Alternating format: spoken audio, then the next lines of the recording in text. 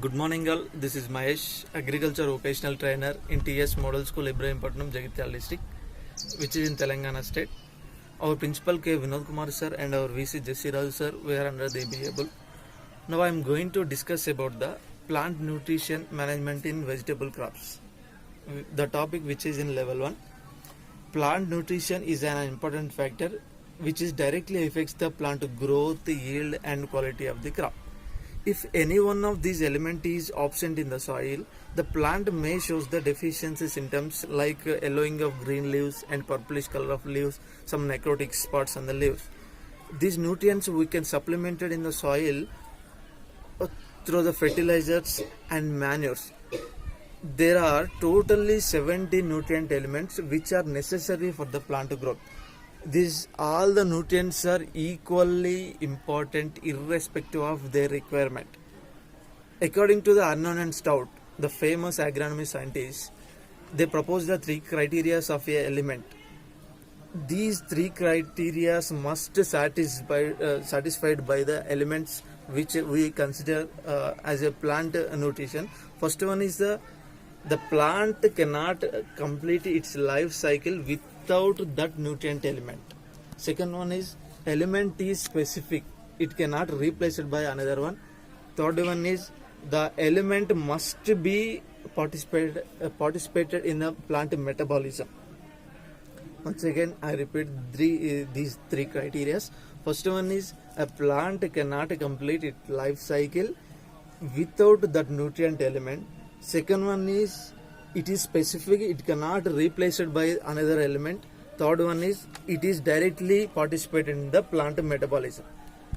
According to their requirement, these 70 nutrients can be classified 3 types. First one is the basic nutrient, second one is a macronutrient, third one is the micronutrient.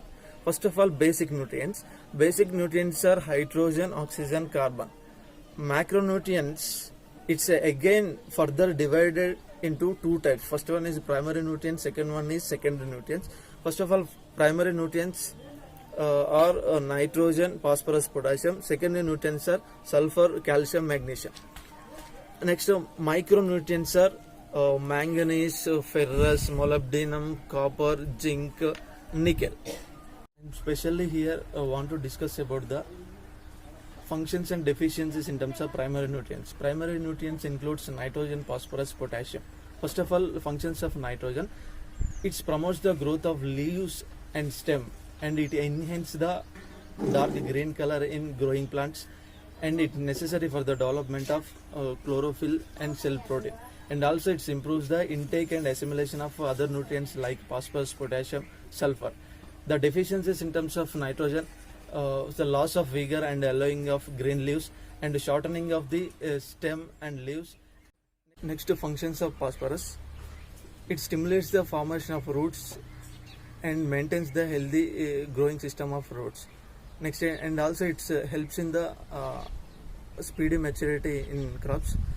Next, it also helps in the increase the number of tubers in tuber crops. Next, deficiencies in terms of phosphorus. A growth of a plant is retarded and the older leaves curl up and become purplish in color. Sometimes scorching of leaf margin is occurs. So delayed tuber formation in tuber crops. Next, functions of potassium.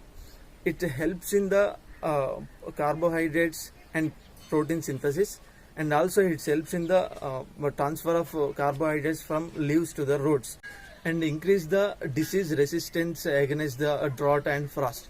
The deficiencies in terms of potassium, the deficient symptoms appears like a dark bluish green leaves.